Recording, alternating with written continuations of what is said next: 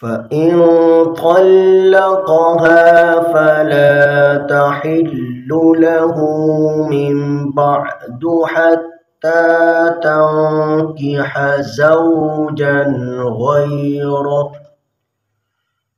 فإن طلقها فلا جناح عليهما أن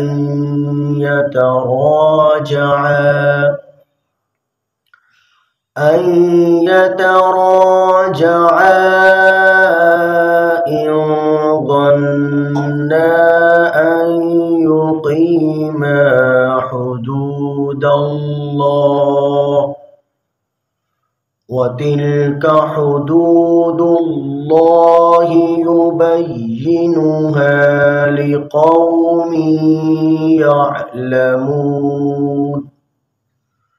وإذا طلقتم النساء فبلغن أجلهن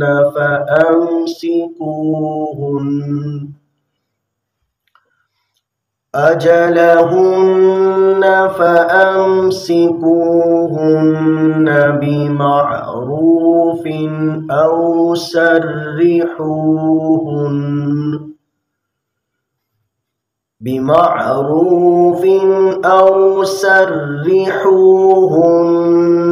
بمعروف، ولا تمسكوهن ضرارا لتعتدوا، ومن يفعل ذلك فقد ظلم نفسه. ولا تتخذوا آيات الله هزوا واذكروا نعمة الله عليكم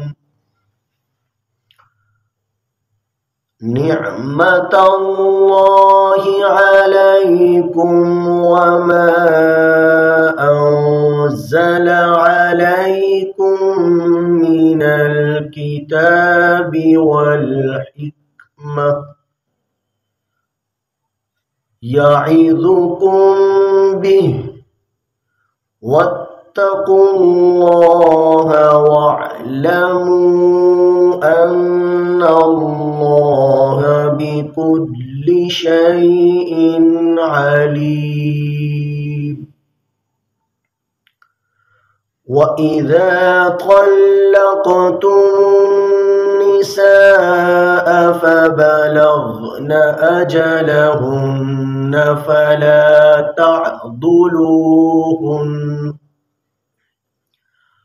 فلا تعضلوهن أن ينكحن أزواجهن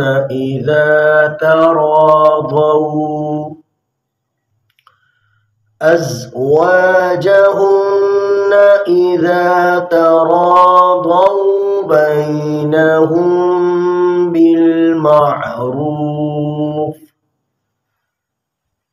ذلك يوعظ به من كان منكم